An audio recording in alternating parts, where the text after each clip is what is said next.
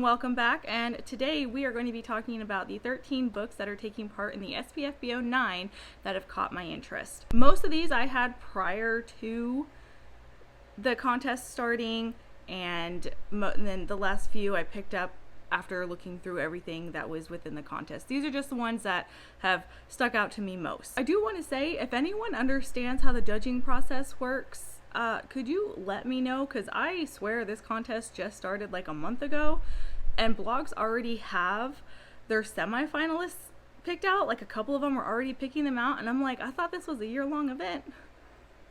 What's happening? It's got me a little confused, but you know, it's okay. I'm gonna keep going and follow it as best I can, because it's kind of hard to follow along. But anyways, with that said, these are the 13 books that have caught my attention, and I'm actually going to start out with 3 books that I have already read that I would like you guys to check out if you get the opportunity to. First up, I have No Heart for a Thief by James Lloyd Doolin.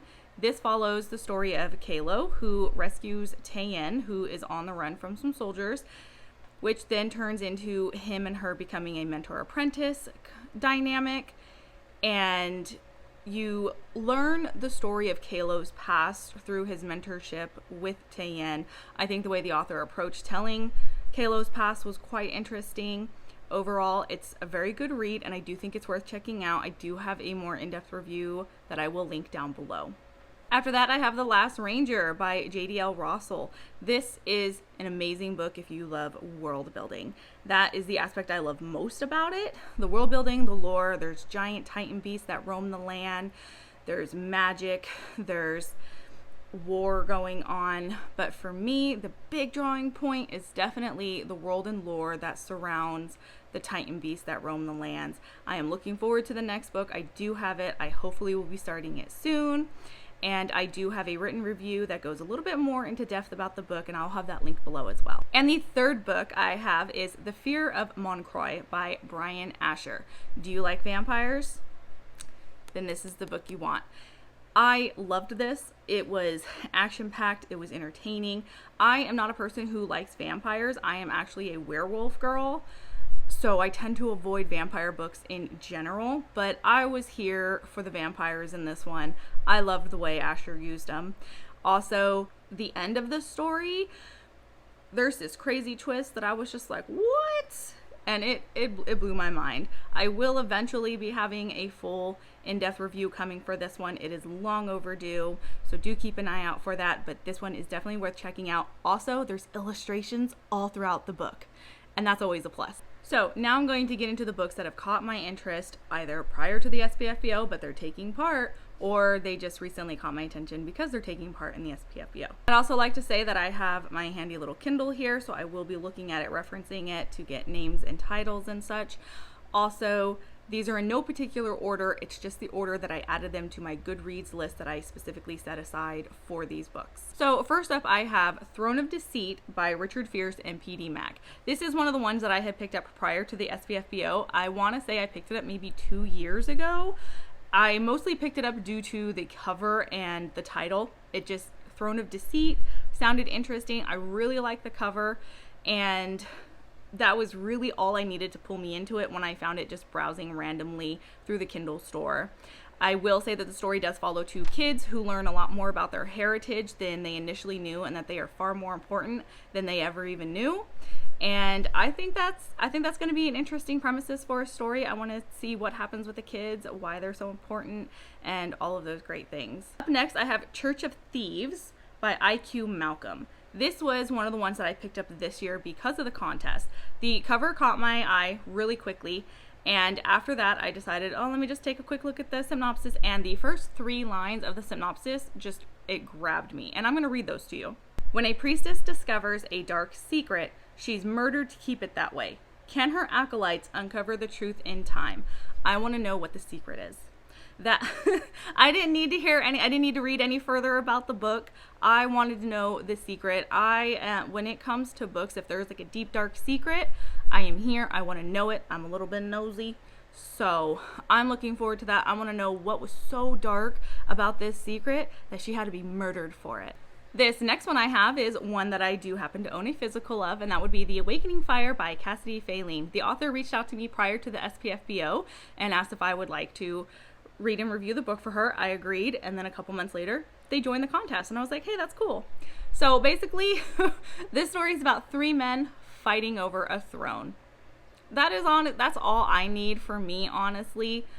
I like to read stories about men fighting over stuff, so it's right up my alley. I'm looking forward to this. I'm hoping to start it within the next week or two and have a review out for it. But definitely it's definitely one of the ones that I am a little bit more excited for, since I've had it for a while now, but the premises just sounds fun for me. After that, I have Wings of Storm by Aaron Bunce and Christopher Gull. This was a cover pickup due to the fact that is a giant bird in the background, and I love birds, and I love when they are astronomical in size, and I want to know what is the use of them. Are they just part of the world and the lore? Are we going to have like bird riders? What is the reason for the giant bird? I don't need anything else. I just need to know what's the deal with the giant bird. And I have of Thieves and Shadows by BSH Garcia. This was a cover grab, but it was also one of the newer grabs. I had not heard about this book prior to the contest, and the cover gives me desert vibes. And I have only read maybe 1 or 2 series that involved the desert, and one of those series I ended up DNFing. So I am really interested in seeing if my assumption about this cover does take place in a desert, and if it does, maybe this will be a win for me, because I have really been wanting to kind of pick some different settings when it comes to my books, and I feel like the desert really isn't chosen often. So I'm going to keep my fingers crossed that it is desert based, because that cover does give desert vibes. Now, this next one is called Soul, From Gold to Iron and Rust by Jackie Davis and Katie Grierson. So this is a book that last year I saw it making its rounds. A lot of reviewers were super hyped about it. They were excited to be getting review copies for it. And then I heard nothing else about it after that. I just saw the hype about wanting to read it, and then it kind of died. And so I'm just curious. I just want to know what, like, I don't know if that means nobody read the book, they just haven't gotten to it yet. That's pretty normal for us book readers. But the initial hype was really, really big for it. So I'm willing to give it a try and see what happens with it. Next on this list, I have The Fall Is All There Is by C.M. Kaplan. This is another one where the author reached out to me earlier in the year, and then they entered the contest a couple months later. And when I was looking over the synopsis for it, it said there was a cyborg horse and quadruplet heirs. Like, what? That sounds fun. Like, I'm used to twins being in a story. I love a story that follows twins, but quadruplets? That's a whole new ball game, and that sounds so fun. And then you put the cyborg horse on top of that. I'm here. Let's do it. So definitely looking forward to this one. It sounds like it might be some fun, and I can't wait to see what happens with it. Up next, I have King's Rise by Anne Matthias. This is another one where the author reached out to me prior to the contest and was like, hey, I've got this Arthurian-inspired tale. Are you interested? And I was like, let's go. Let's do it. Because if there is one thing I do love trying, it's Arthurian-inspired tales. Because as you can see, I'm a big fan of Arthurian tales in general. That's just one shelf. I have another one underneath it and more up high. So definitely looking forward to that. It does look like it's going to have a more modern setting that kind of deals with like a detective mystery story. So I am looking forward to see what the author does and how they seem to tie those elements together. After that, I have Cold West by Clayton Snyder. This is a Western fantasy, and I am very much apparently in my Western fantasy era. I don't know where it came from. I'm honestly kind of thinking it might be due to the fact that growing up, my father loved watching Westerns. Me and him have a lot in common. We build models. He watches Westerns. I read them. You know, so the last Western that I read, it didn't go over well with me. I've been looking for more of them. I want to see what happens in this one. I just like the idea of this fantasy world that involves a Western gunslinger, and I really hope that I like this one. So this next one on the list is Viven Song by Jonathan Neves Myers. This is one where the author reached out to me prior to the contest. There seems to be a lot of those. And I loved the synopsis, so I'm actually just going to read the synopsis to you guys because I don't want to mess up telling you guys what the book is about. Years have passed since hostile creatures flew down from the sky and forced humanity to fight or flee. Now the surviving humans live in underwater cocoons, knowing that the world above does not belong to them anymore. Marla Hightower is just getting by with a job she loathes in a cocoon, longing for something more fulfilling after a rough start to life. But things change as she begins to develop unusual abilities, not unlike the winged creatures who invaded her world.